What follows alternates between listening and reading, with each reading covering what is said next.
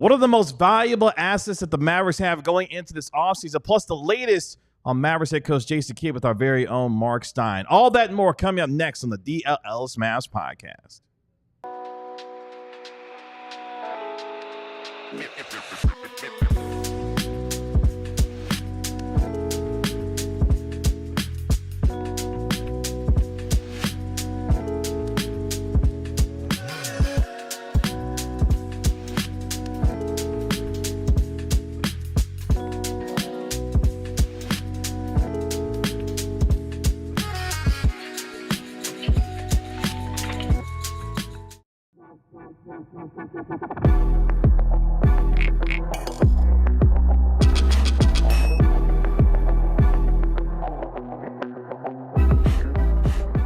Hey, what's up, DLLS Mavs Nation? It's your man, Kevin Gray, alongside Mavericks beat writer Tim Cato, Mavericks analyst Bobby Krell, and our national NBA insider, Mark Stein. We, of course, are DLLS Mavs. What are the most valuable assets that the Mavericks have going into this offseason, plus the latest when it comes to Mavericks head coach Jason Kidd and when Cooper Flagg is going to be making his visit to Dallas, Texas. Appreciate all of you joining us here on DLLS Sports. Hopefully you had a nice weekend, and we're ready to get started on what is going to be a busy next couple of weeks for us here at DLLS Mavs as we get that much closer to the NBA draft on June 25th, where, of course, the Mavericks are expected to take Cooper Flagg. Tim Cato, what's going on? How was your weekend? It was lovely. It was lovely. I survived the storms. Quite frankly, I think the storms were more scared of me than I was of them.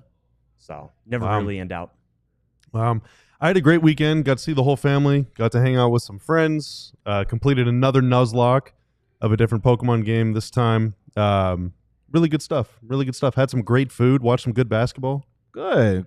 Stein, we know you had a busy weekend. How are you? Guys, I'm just glad to be here. Wasn't looking good last night. So basically, Don Nelson won the Chuck Daly Lifetime Achievement Award from the National Basketball Coaches Association. They always hand that award out before Game 2 of the finals. Rick Carlisle always makes a special trip to the finals to hand that award out, but didn't have to make a special trip because he's coaching in these finals for the second time in the history of the award. Rick Carlisle was actually at the finals, and so when I found out Nellie won, I did a big story on it, but I was like, I have to attend this. I have to, this is, Don Nelson doing a press conference at age 85. He just turned 85 in May. I was like, I have to go to this. So I made arrangements to just, and I'm a diva, so of course I can't drive to Oklahoma City. Can't stay off my phone for 6 hours total. So take an AM flight to OKC, had a flight scheduled back home at 8:30. So I wasn't even going to stay for the game because I got to be back in studio for DLS at noon. So, and right during the press conference, because of all the storms and the weather, flight canceled. Get put on another flight. That flight is canceled. And then they're like, we can't get you home till Tuesday, but luckily through some resourcefulness and some help from some very kind friends, I was able to get in a car. Finally got back at 4 a.m. and able to miss the show because I know Super Kev would have my head on a platter if I was not in studio today. He runs a tight ship. To answer all of his questions about the coach and Cooper Flagg and on and on. So I made it. We appreciate all of your efforts to get here, and we do have a lot to talk about today. And by the way, hopefully all of you are safe and sound from the storms that were from last night. And going forward from there. So all the best to everyone who experienced, whether it be storm damage or anything else. Hopefully everyone is okay. It was pretty scary last night as far as the storms are concerned. But gentlemen, let's get into it because we are just about a little over 2 weeks away from the NBA draft in June 25th in New York City. Well, the Mavericks, of course, have the number 1 overall pick. We've got a few weeks before free agency begins as well. And we are that much closer to the official beginning of the NBA offseason, which gets us to this conversation. What are the Mavericks' best assets heading into this offseason? An important one where there's going to be some roster movement, but also requiring a number 1 pick in Cooper Flagg. Let's get into it because they've got a lot of things to consider in terms of their business, Tim Cato. What are the valuable assets, the most valuable assets that the Mavericks currently have right now going into this offseason? Yeah, I'll speak for all of us. Number 1 is the number 1 overall pick that they have in the upcoming draft, a.k.a. Cooper Flagg. That is the most valuable asset, most valuable thing that Dallas owns as a organization that they have available to trade. They're not going to trade it. They're going to draft Cooper Flagg, but that's number 1. I think number 2 is where it gets interesting, and it's Anthony Davis or it's Derek Lively. And it's interesting because different organizations are going to put different values on it. There are a lot of organizations who are not interested in a player like Anthony Davis at this point of his career, based off where those teams are in their rebuilding cycles. And so, yeah, they're just not going to put as much value onto it. There's going to be teams that look at 21-year-old Derek Lively and say that is actually a player that we rate and value much more. I think the answer is Anthony Davis. He's 32. He has injury questions, certainly. But he's a top 10-ish player. I don't think there's anybody doubting or questioning that.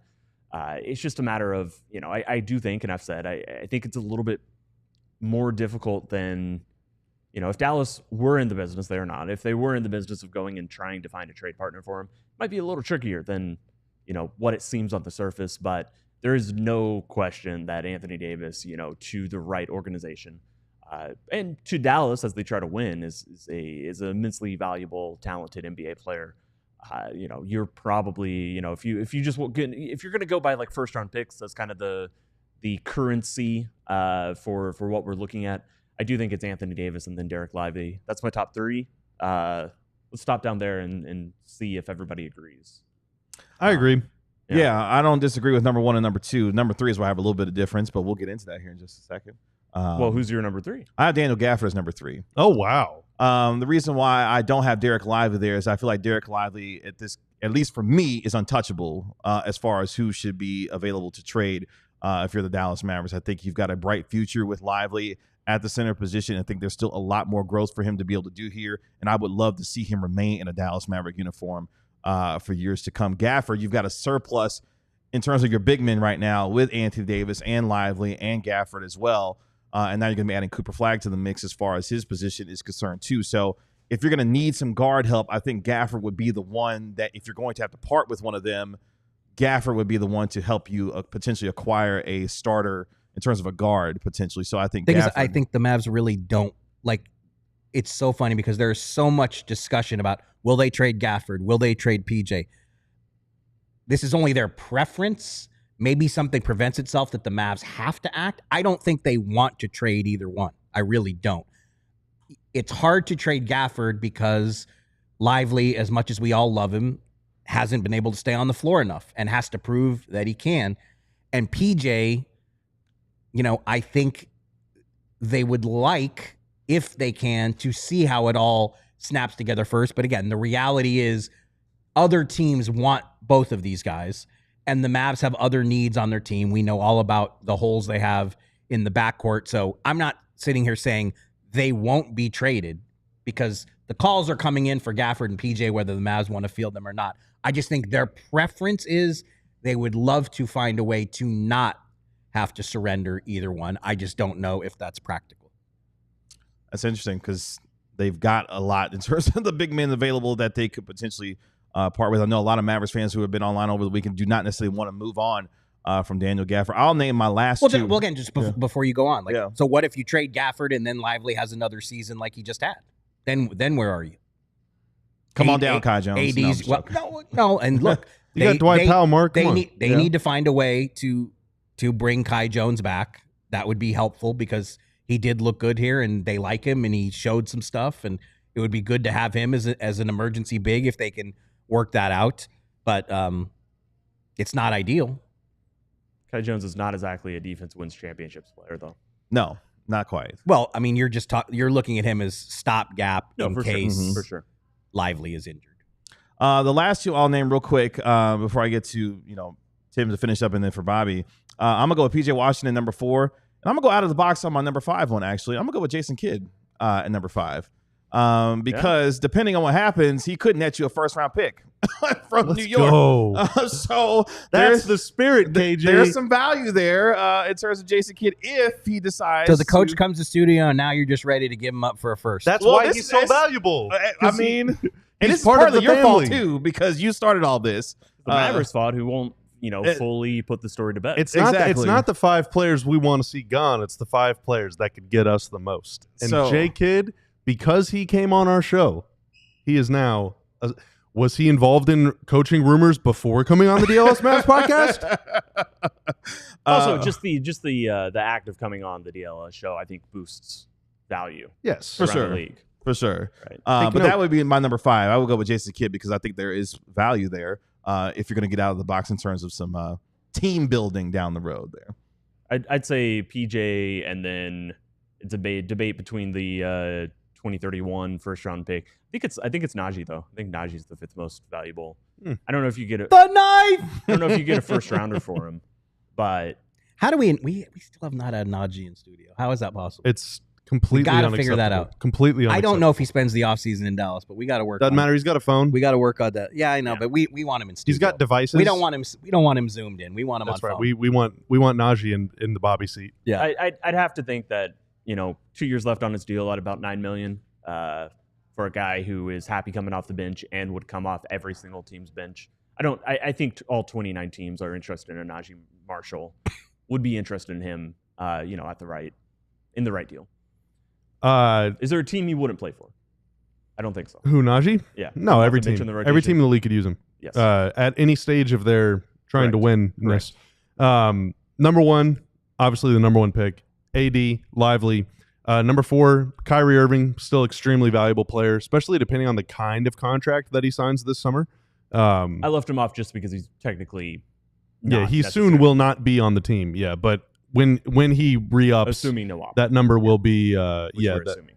Well, yes. When he resigns, he will be very valuable. Yes. PJ Washington, number 5. Daniel Gafford leads off my honorary mention, and then it's the Lakers pick, and then the Mavs pick, and then Najee, and then Max Christie. That's how I round out I went all the way to 10. You challenged us to go to 5, but I decided to double it.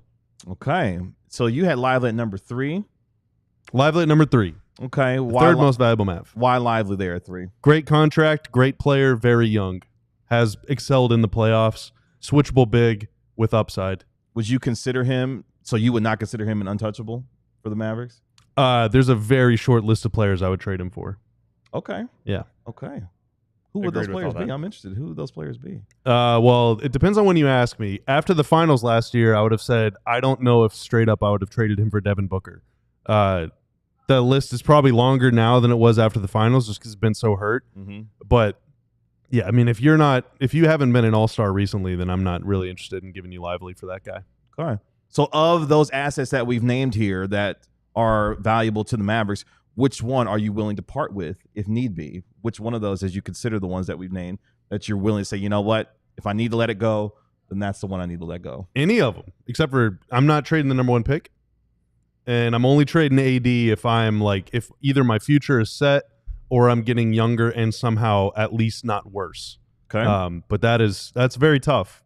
It's very tough. So otherwise, I'm open for business, man. Always listening. Always trying to get better. Yeah, I don't think the team's in a position where anybody should be considered untouchable outside of Cooper Flagg.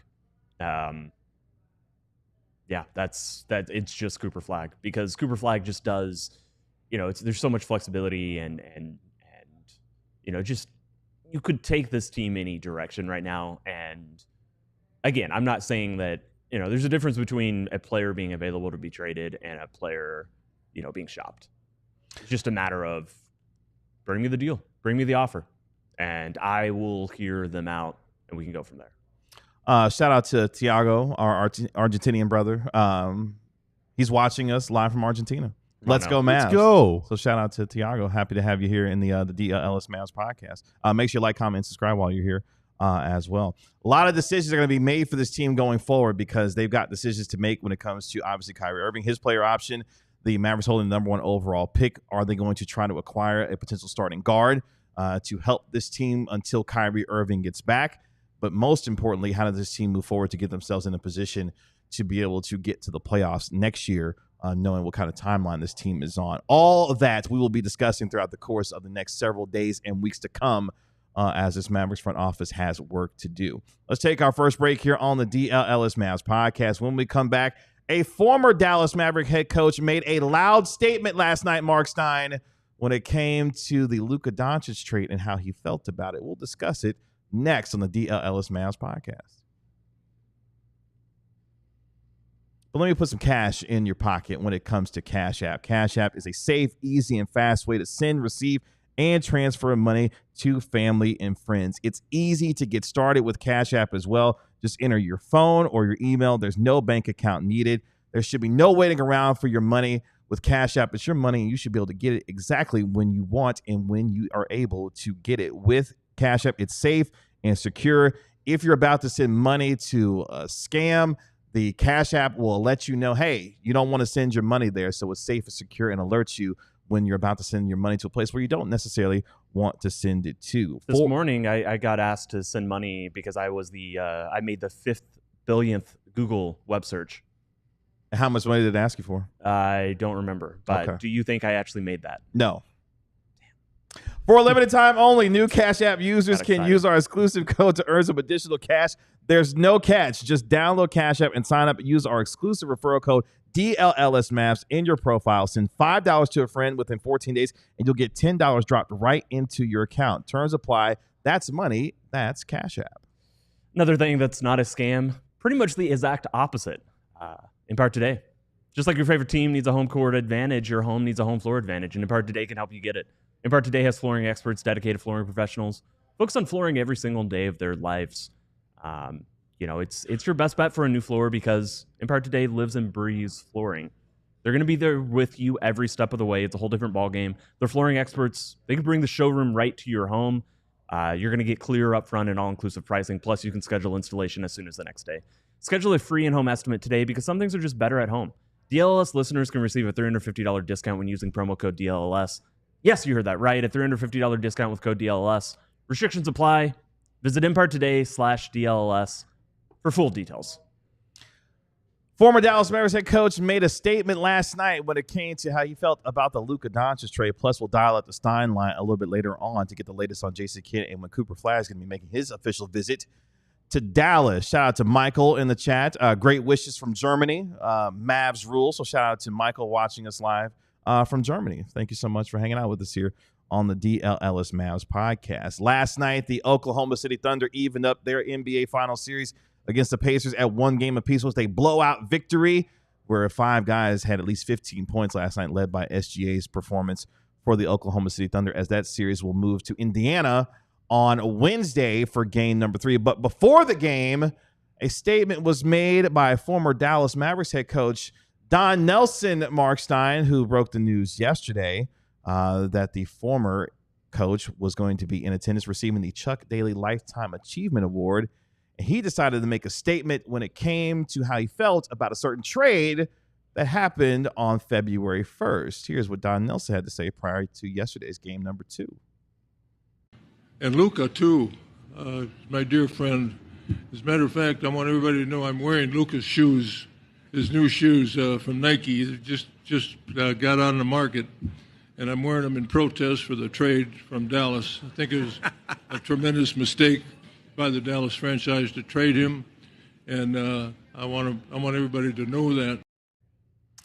So Don Nelson, of course, spent 8 seasons as the Mavericks head coach, second all-time, and wins second in all-time games coached as well. Left his home from Maui for the first time, I believe, in 7 years to visit Oklahoma City to receive that award, Mark Stein. And he decided to make a statement when it came to Luka Doncic and the trade, of course. I thought don't you want to talk about the Carlisle's laugh more than the statement? Oh, we'll get to that in a second. We'll get to that in a minute. Look, you guys know I am an incurable nostalgist and an incurable sap. So I love the whole thing. Like I said, I was not planning to go to any of this finals. I found out about Nellie winning this award, broke the story Sunday morning, did an interview with him. I would love if our friends in chat would go read the story. I think, Nellie, for me, it was one of the best press conferences I've ever been to. I think you should watch if you are a Mavs fan, you should go watch the whole thing, because Nellie explained, for example, he was always known as this proponent of small ball, Nellie Ball, Nellie Ball, Nellie Ball. He explained it better in that press conference than I've ever heard him explain it. And this is someone I've talked to 1,000 times. Like, he actually wrote it in a story for the Players Tribune several years ago that I missed. I didn't even see that story until over the weekend. And he wrote that story in, I think, 2016. But he explained, he went into this long explanation about how when he played for the Celtics, Red Auerbach would make the smalls play the bigs, and the smalls always won. And he talked about the bigs, they can't dribble, they can't pass. We could never beat them in a half-court game, but in a full-court game, they could never beat us. And that's where he was coaching positionalist basketball before we ever talked about it like that. And just his philosophy was get the best players on the court.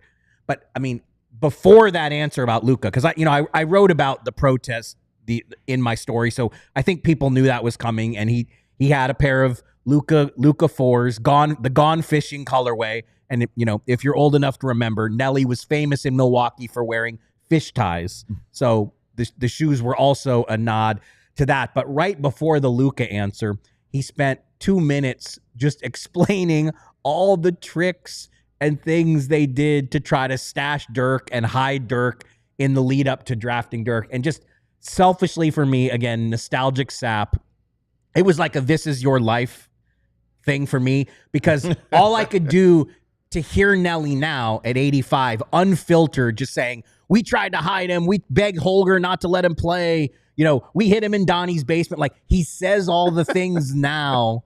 And then all I can do is think back to the things he said at the time.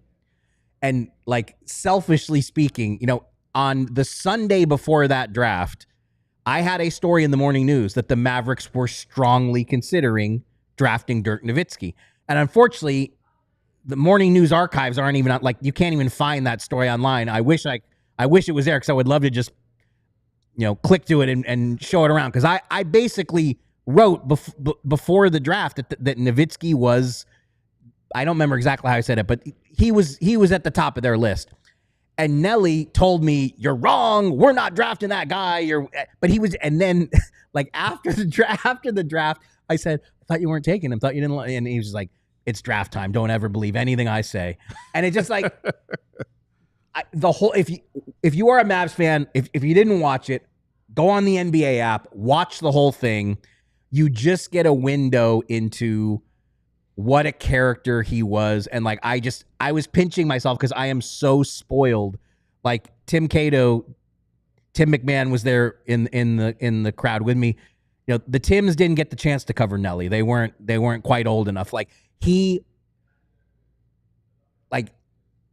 made plenty of mistakes. He never won a championship as a coach. He gets a lot of criticism for that. He got in trouble for 5,000 things. Both he and his son left the franchise in acrimony. And there's all kinds of things you can throw at Nellie, but just like selfishly speaking, like to get to cover these guys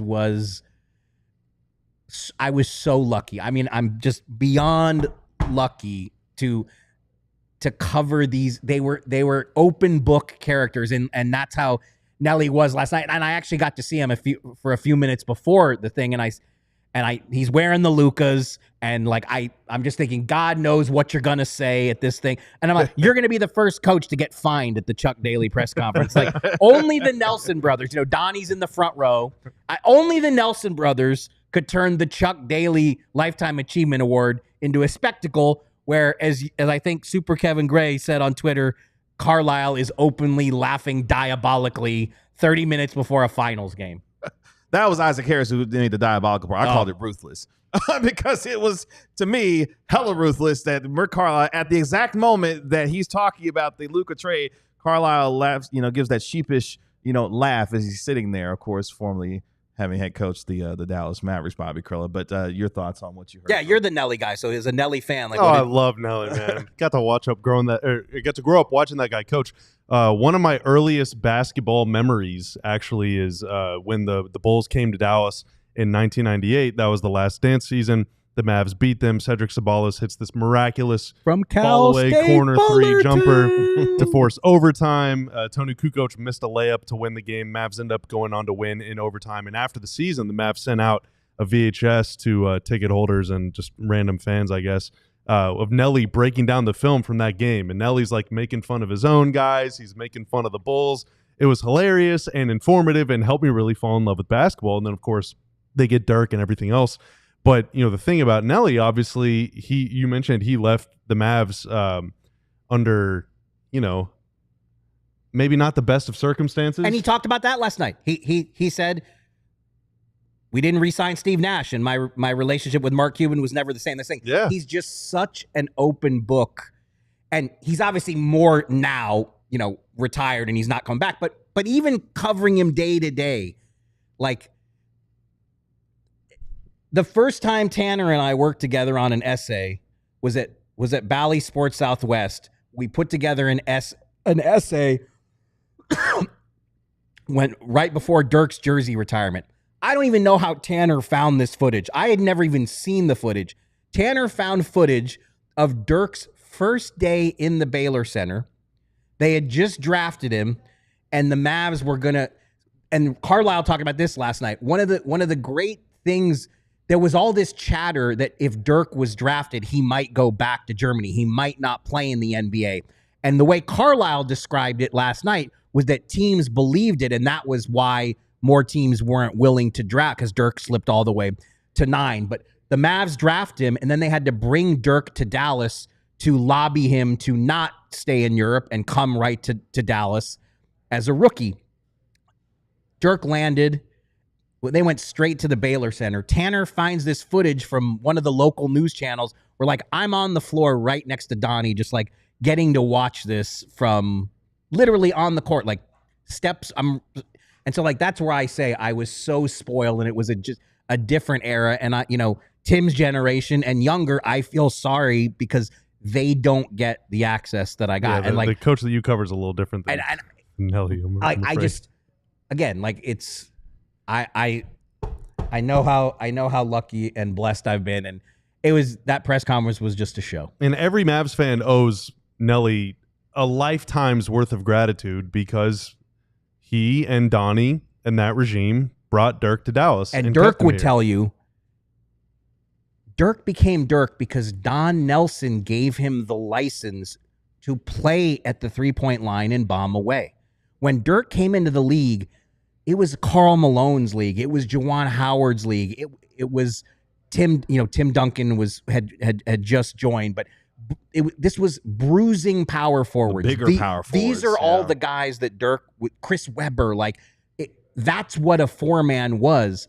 And Nellie gave him the license. Nellie saw Dirk and thought, this guy can revolutionize the four position. We're going to play him in a completely different way. And Dirk has said a zillion times that if I don't end up with Don Nelson as my coach, I probably don't get the green light to play like that and become Dirk Nowitzki. And like I said, the stuff Nellie said about Luka and the Mavs, that's what got the attention. But if you are a basketball nerd, the stuff he said about small ball, the stuff he said about there are 1,000 small guards who can shoot the bleep out of the ball, and I just wanted to get as many of those guys out on the court. Why he made Paul Pressey a point forward. Like, if you are a basketball nerd, there was a lot of stuff like that in this press conference that isn't getting clipped and shown around today. That's great stuff. But really educational. What he said about Luka and about how you need to keep your great players and stuff, like, that's more than just being an edgelord. Like, Mark, you said they didn't bring back Steve Nash, and then before the end of the next season, he was out of here. Nellie was not the coach anymore with like 15, 20 games left in the season. Yeah. He was replaced by Avery Johnson. On a Saturday, and I will never forget, on a Saturday in March, just all of a sudden, he's gone. He steps down. And a few months before that, or I guess a year or two before that, in 2003, Dirk comes down with a mysterious injury in the conference finals against the San Antonio Spurs. And the story goes, I wasn't there, so tell me if I'm wrong. Story goes, Cuban wanted him back in the series. He wanted him on the floor. Nellie was like, over my dead body, buddy. Nellie won that battle. Dirk did not come back. The Mavs did not win that series. They lost in Game 6. I hate you forever, Steve Kerr, because of that. But Nellie put Dirk's career and Dirk's safety over what probably could have been a title, maybe would have been a title. And that was the other thing that and then unraveled the Cuban-Nellie relationship. Yeah. It was losing Nash, and then that whole... He's a man of his word. That whole brawl. When Nellie says you keep your great players, you believe him, because he kept Dirk out of a playoff series and then retired after they let Steve Nash go. That dude knows talent. He knows ball. Riveting stuff from Don Nelson last night, who received the Chuck Daly Lifetime Achievement Award ahead of Game 2 of the NBA Finals. I'm sure he will be comfortably back in Maui and enjoy the rest of his already left this morning. enjoy the rest of his retirement. But last night, definitely put on the show before Game 2 of the NBA Finals. Let's take our next break here on the DLLS Mavs podcast. When we come back, we dial up the Stein line with our national NBA insider, Mark Stein, the latest on Jason Kidd, when Cooper Flagg is coming to Dallas, and more coming up here on the DLLS Mavs podcast. But it's hot outside, and I know that you're ready for a tasty treat, and I've got one for you when it comes to Wendy's. If you love Wendy's classic Frosty flavors, we got some big news for you. They're all new Frosty Swirl and Frosty Fusion flavors. You can get in either chocolate or vanilla. It's the same creamy treat you've always loved, now with the flavor refresh as well. You've got the flavors of strawberry, brownie batter, and caramel as well. Thoroughly blended mixed Frosty Fusions as well with Oreo brownie, which is my personal favorite, the caramel crunch, and Bobby's favorite, the Pop-Tart strawberries. Not to mention that you can still get the classic vanilla as well. Try them all and find your favorite, whether it be a caramel craze treat as well or an Oreo brownie treat when it comes to Wendy's. Anyway, whatever flavor you're craving, odds are we've got a Frosty for. So clock in for your sweet treat time anytime when it comes to Wendy's, including midnight or later with Wendy's all new Frosty flavors. A fresh refresh on a classic. Gotta be Wendy's. At participating U.S. Wendy's, hours may vary by location. Let me tell you about our friends at Monarch Money, your complete financial command center for your accounts, your investments, and your goals. Folks, I use Monarch Money, and it reminds me all the time how much money I spend on eating out. But you know what? I love eating out. And so Monarch, I'm able to work with Monarch, and Monarch is able to work with me to say, all right, if you're going to spend this much money per week or per month at restaurants, hey, how about you stop spending so much here? You can dial it back here. It'll set little goals for you, and it kind of breaks down the way you spend your money so that you can either build your wealth or save up, or maybe you're trying to buy a house, or you're trying to pay off your student loans, or you're trying to increase your investments or anything. Monarch is going to help with all of those things. And if you're a couple, if you're in a relationship, financial stress is one of the top reasons those falls apart, but Monarch Money makes those conversations even easier. Get control of your overall finances with Monarch Money. Use code DLLS at monarchmoney.com in your browser for half off your first year. That's 50% off your first year at monarchmoney.com with code DLLS. Real quick note, KG. Real quick note. Sure. 0203 Mavs. Nellie, of course, known for his offense and small ball and all that stuff. 0203 Mavs, number 1 in offensive rating, number 9 in defensive rating. 0203 Mavs, one of the best basketball teams of that era. With Nash and Nowitzki starting. Yep. Top 10 and defense. Nick Van Exel playing a ton of minutes. Quick. Did you guys see Quick? He was getting after your boy Chill over the weekend. Hill is up on a podcast with my guy Nick Van Exel. What the heck, How did that happen? I got scooped. DLLS Mavs. We got to get Quick in here. Chill on his way back from Atlanta after having a good weekend. So we'll have to ask him about that a little bit later on this week. We got some questions though for our guy Mark Stein. It's time to dial up the Stein line here on the DLLS Mavs podcast. You can always find our guy Mark on X at the Stein line, where you had a busy weekend. You and your buddy Jake Fisher dropping a bunch of news in your notebooks. Let's start, obviously, with the most pressing issue around here when it comes to the Mavericks head coach and the Knicks' pursuit of Jason Kidd. What is the latest when it comes to Jason Kidd, the Mavericks, and the New York Knicks trying to poach Kidd from Dallas? It is a very bizarre dance. I mean, the Knicks' interest in Jason Kidd is undeniable, and it mostly stems from the fact that he and Jalen Brunson have a pre-existing working relationship that went pretty damn well. But are they going to actually act on it? They have not to this point. They have not formally requested permission. And the whole thing is such an interesting situation. I'm sure it's happened and I just don't remember. But every coach that the Knicks have been linked with seriously is under contract. There are some very good coaches who are available, who are free agents. Michael Malone, Mike Brown, Taylor Jenkins were all fired during the season. Mike Budenholzer was fired the day after the season. Frank Vogel is a Mavs consultant, but he's also essentially a free agent. I mean, I just gave you 5 names of coaches who are available, and 3 of them have won championships. Nobody's talking about those guys. The names you hear, Jason Kidd, Ime Udoka, Chris Finch. And so exactly how the Knicks are going to proceed, if they're going to take the formal step Are they just going to try to do this via back channels, which we know happens often in the NBA? It's not clear how this is going to resolve, but the two ways that this could have been shut down at this point would have been for the Mavericks, either on or off the record, to put out some sort of, if the Knicks ask, they will get a no, which has not happened in a definitive way. But also the Knicks could have whispered, we're not going to pursue Jason Kidd. And they haven't done that either. Like you saw over the weekend, the news came out that Jay Wright made it clear that he is, quote, staying retired.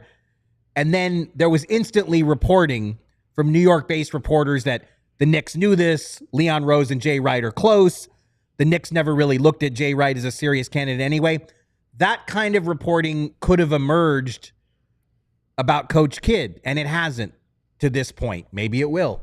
But it's a very unusual situation. And you also have to remember, these are two teams that don't love each other because of the way the Brunson thing went down. And that still lingers. So I really don't know how it's going to play out. I see David Mason's asking the question, I know a lot of people throw out that that presumption that this is just Kidd angling. I don't think this is a leverage play by Kidd. I don't think so. Like if any one of us were coaching the Mavs or any team, the Knicks are known for, like, if the Knicks are interested in you, why would you not welcome that? Like you would welcome it. I mean, they're paying Thibodeau $30 million not to coach.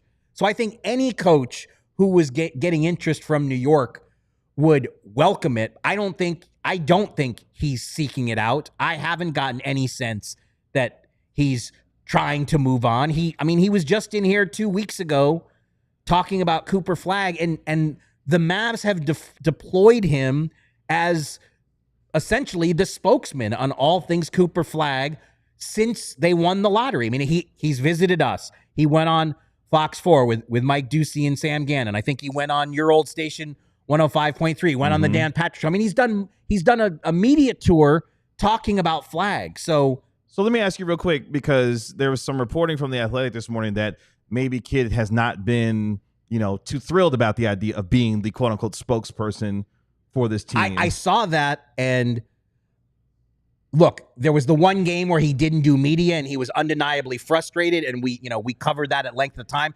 There's no question that night, but every coach for every NBA team is the spokesman. This is the modern NBA. Sure. The coach is the spokesman, and that's one reason why coaching salaries are so high. You can't not want to be the spokesman if you're a head coach. So I don't really buy that. Sure. And I think the fact that sorry, I'm talking myself into coughs as I always do by shouting. The mics are really good. I know I can't. It has nothing to do with the mic. It's just Mark Stein. He has been doing all the talking since they won the draft lottery, because he's always the spokesman. So I don't believe that. And I would say that would be one of the appeal. Like Tom Thibodeau had to be the spokesman for the Knicks because their front office never does any media. Leon Rose does not talk. Leon Rose hasn't talked for years. I don't even remember how long it's been since he. And so whoever they hire has to be someone who can do that. And I would imagine that's another box that Jay Kidd would check. But how the Knicks are going to proceed, I was just at the finals. Everybody's asking me. It's very unclear. Because I would imagine, and just help me out, Cato, you can also help me out here as well. If the Knicks are calling the Mavericks to talk to Jason Kidd, they're not necessarily, I would think, calling to interview him. You're calling to hire him for that job. You know what his credentials are. You know what he is as a head coach. You're calling to talk about dollars and years and him coming to New York. I would imagine that would be a very short conversation, relatively speaking, in terms of what they're actually trying to. I think that's a reasonable presumption. I don't know that it's exactly how it would go, but I mean, it is certainly one of the plausible scenarios. And it could be that they're just not that far enough down the road. So it's a very slow moving process to this point, but it's the Knicks. It's the only coaching vacancy in the league, and it will continue to be talked about until one of those two things happens to shut it down, or they actually take the step of trying to get him. But the interest is there and undeniable. Like, the interest is there. Jason Kidd finished his playing career as a Knick. James Dolan knows him well. The Knicks front office knows him well. Obviously, he interviewed 5 years ago for the job. He did, and they liked him in that interview process. Tibbs was getting that job. Like, Jason Kidd interviewed, but Tibbs was getting that job. But yes, it was said at the time that Jason Kidd made a strong impression in that interview process. So they are probably more acquainted with him than any candidate who's been talked about in this process. They already know him. So it's just and I totally get it. Everyone wants to know exactly how it's going to play out from here. And it's moving slower than we want. We're all impatient. We want resolution. But until one of the two teams involved says this is definitely not happening, I think the talk will linger.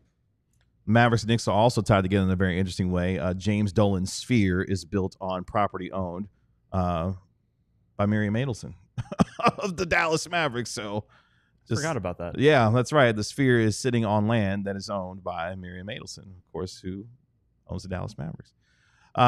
Speaking of the Dallas Mavericks' future, Cooper Flagg, the presumptive number 1 overall pick for the Dallas Mavericks. June 17th. Are you guys ready? I don't know that we're going to be invited, but more on that. Why wouldn't we be?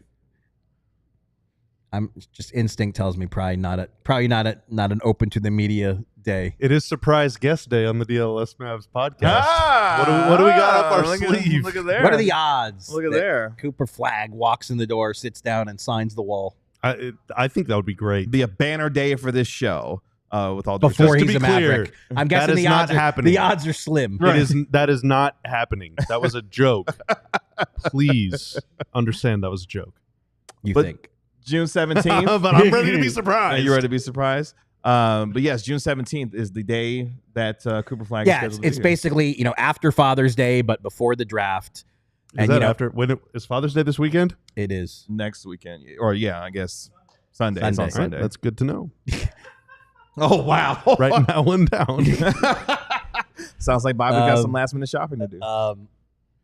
Yeah, so, look, I think when Jason Kidd was in here sitting with us, he talked about that they were really looking forward to bringing him to Dallas and starting that process. And, I mean, that visit's happening. And then 8 days after that, June 25th, with the number 1 pick in the 2025 NBA draft, the Dallas Mavericks select. Trade. Whoa. We have a trade.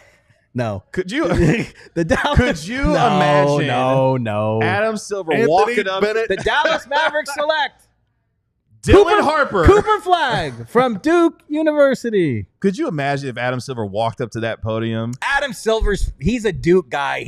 Even if they sent the trade in, he would pick Cooper Flagg. He'd look at that card and say, "What? It says who to trade what?" No. Next week on June 17th, the high is 94 degrees. What was your line that you dropped when we won the number 1 overall pick, Bobby? That get ready to learn Whataburger. That's right. Is that where they're going to? Is that how you said it? Maybe. Get ready to learn Mando. You gotta get the inside scoop. What they serve? We're gonna have our top team on it. Our top other than the face, what they serve. Real quick, what is expected? Do we know what's to be expected of that meeting that's going to be happening that day, or is it just more so, hey, nice to meet you? Is it a meeting or a workout? I can't. You need to work out. I mean, I would imagine it would involve some court time, and a dinner. But on the other hand, they're picking Cooper Flagg, so do they need to go through a workout? I'll try to find that out. I can't tell you that I know the whole itinerary, but an on-court audition is not necessary. Think they'll take him to Buc-ee's? They're drafting Cooper Flagg. If you had your way, they would take him to Whataburger.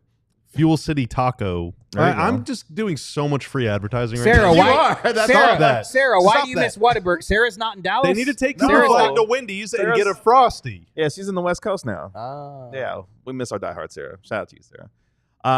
Make sure you check out the Steinline Substack. He's got all the information you need to know when it comes to the latest happenings in the NBA, including, Tanner, coming up next here on the DLLS Mavs podcast. Is this Phoenix Sun about to get a $75 million a year contract extension? Plus, the Oklahoma City Thunder even up the NBA Finals at a game apiece. All that coming up next on the DLLS Mavs podcast. But it's diehard time. Oh, it's diehard time. Sorry, I was reading about a surgery Darius Garland is undergoing because I may or may not be thinking about acquiring players on the Mavs, according to Super Chats from the chat. We're going to get to that. For sure. Diehard time. That QR code right underneath Mark Stein and a link in the description below and alldls.com are a portal to changing your life. All right. If you become a diehard, what happens is we give you a free shirt of your choice. We got more than 40 to choose from. And if you like 15 of those shirts and you only get one for free, well, you get a discount on all the other stuff. Tanner, are we still doing the ball knower bonuses?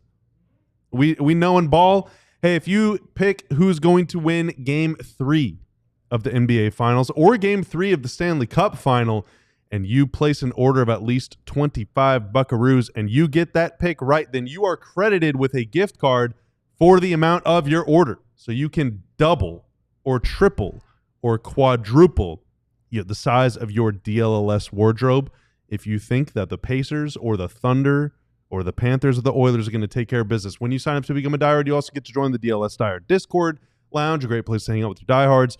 You can read the website, alldlls.com, home of scribe Tim Cato's writing. You get your physical diehard card. That thing weighs 72 pounds. It's actually very dense, but we're so used to flashing it that we get really strong. You might break the mic. Be careful. Be careful. That thing is very powerful.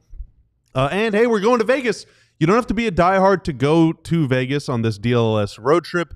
You can just be a person. Thanks to our friends at True Fan Travel, we are taking a whole bunch of people, including the DLS Cowboys crew, out to Vegas from November 15th to the 18th, culminating in Monday Night Football at whatever the stadium is called, where the Cowboys are taking on the Raiders. Allegiant Stadium. That's right, and we're going to be hanging out in Vegas all weekend leading up to the game. We're going to be doing some pregame tailgating, having some good times, good vibes, good brews, good memories with all of our good friends. So thank you for supporting us however you choose to. Allegiant Stadium also has been revealed as the site of WrestleMania 42 for next year. So shout out. Is there a ball knower bonus for being able to explain why it's the NBA Finals and the Stanley Cup Final? That's a great question. Love to explore that. NHL is very traditional. If I had to guess, to play one game, maybe. Honestly, I mean, in like it's the Champions League final. That's right. It's a one-off game. Yeah, it's a one-off one game. Every final is just a final. Love hockey. Love hockey a lot. Never understood that one. Why do they call it the finals and not maybe on game? Switch Show Day I should crash the Stars set and ask Craig Ludwig posit that question. At least they're not putting digital Stanley Cups on the ice, to appease basketball fans. It looked so hideous last night. even Wikipedia just calls it the Stanley Cup Finals, but notes it's also known as the Stanley Cup Final among various media. Wow. So it's literally called the Stanley Cup always Final. The media's fault. Yeah. Wow. By the way, this has been the most online NBA Finals crew I've ever seen in my life because the early did you hear the early bang that Mike Breen gave Tyrese Halliburton when he made a 3 last night, saying that he felt like he was owed one after he didn't say it when he hit the game winner in game 1. He was responding to social media who was upset with Mike Breen. Yeah, I think like the best thing that you can do with your life is just to simply just not post. Like it is so powerful when you just don't post. Sometimes it's easier to do nothing. But this isn't people posting. This is people acknowledging people posting. They're on the broadcast posting about posting. It's only going to lead to more posting. Yeah, that's right. We're posting about posters. We're tweeting about ratings. We're talking about people that aren't going to watch because they think that it's all Keynesian beauty contests, and I'm so sick of it. And my life is so much better now that I'm just offline. I think that is the corniest it's a beautiful thing. I think literally the corniest thing Adam Silver has ever done it's not just hyperimposing a couple like laid on images of the trophy. The corniest thing he ever did is when that got backlash on Twitter, he changed it mid-game. He had them change it mid-game to the NBA Finals script. It did look really bad. I thought it's like an N64. the trophies looked it was hideous with the trophies on there, and then they changed it to the script. Yeah, it's like it all looks bad, and changing it mid-game is unbelievable. Yeah, also, just like that's why you just don't post and don't read posts. Just don't do it. Outside of the NFL, the NBA is by far the most online league. It is quite insane. Outside of the what? The NFL. The NFL is very online as well. No, NBA is the most. Dude, NBA is so online. No, that's what I'm saying. Like, it's the NFL and the NBA. They're the two most online leagues out there for sure. Speaking of online, shout out to Preston with the $4.99 super chat. Is this insane? Money works per Spotrac. Dallas, Darius Garland, and Duop Reith. Cleveland gets Anthony Simons, Caleb Martin, and the 29 Lakers first round pick. And Portland gets Klay Thompson, Daniel Gafford, and the 2030 Philadelphia second round pick. Bobby? If I was the Mavs, I would do that and say, thanks, guys. Talk later. I don't think that Cleveland would do that. Portland, I think Portland would probably be pretty happy to do that. But yeah, I think Cleveland would probably they'd probably be a little perturbed that they're only getting one first for Garland. But also I think part of the reason they would trade Garland is to get a player that's not like Garland. Simons isn't exactly like Garland, but it is kind of the same issue that they already have. Mm-hmm. So I don't know that would totally make sense for the Cavs. But if I'm the Mavs, I am abso-friggin-lutely looking into Darius Garland. Absolutely looking into that. Yeah, I would say that on, as you laid out, I think on like two different levels, that just is not going to work for Cleveland. But thank you for the super chat. And again, Darius Garland. It's a good question. There are ways. One of the better trades that I've seen in chat so far. And I think there are ways for the Mavs to just work directly with Cleveland and figure something out. I have done my not reporting, just fantasizing. I think that there are ways to put a pretty compelling offer on the table if Cleveland really is interested in moving on. Led by PJ Washington? PJ and either... Yeah, it depends on what happens with Jared Allen. So either Gafford or potentially, I think that they could use Klay for sure, and then picks, and then potentially some other stuff. I agree with that. Speaking of the Cleveland Cavaliers, they announced today that Darius Garland underwent surgery to repair a great toe injury, and he will be sidelined approximately 4 to 5 months. So that could take him into October, November, as far as a potential return for Darius Garland. So big news on the injury front. For the Cleveland Cavaliers backcourt. Speaking of backcourts, Mark Stein, who had a ton of news over the weekend. By the way, real quick, I'm sorry to cut you off, but one of the people that had the same kind of surgery, according to our guy Jeff Stotts in Street Clothes, is Devin Harris. And Devin Harris had, I don't know if this was the specific injury that he was managing later in his career, but he had a series of foot issues. He had to wear a whole lot of stuff in and around his foot and even in and around his shoe just in order to play basketball later on. So hopefully this isn't something that has like long-term consequences for Darius Garland. At one point, Devin had to wear an orthotic. The orthotic broke mid-game, and he missed a lot of time after that. So hopefully it's not a very serious deal, but I think Devin had some other stuff. Obviously, he played for a really long time, so I don't think it was just that one thing. But it was pretty serious stuff for Devin. All the best to Darius Garland as he comes back from that injury. As we go around the association here on the DLLS Mavs podcast, we're speaking of backcourts. Mark Stein, as we mentioned, was doing a lot of reporting this weekend, including interesting situations happening in Phoenix. They just hired a new head coach. But also, could they be in line, Mark Stein, to offer their franchise player a 2-year, $150 million contract extension this summer? Seems like it. Yes, because that's the max that he's eligible for. And I mean, you've seen the way the Suns operated when they got down to the final 4 or 5 candidates. This wasn't the case with Dave Bliss from the Thunder because the Suns actually had to go to Oklahoma City to interview Dave Bliss because he was still coaching in the playoffs. But the other 4 candidates who made it basically to the not quite finals because they went from 4 or 5 down to 2.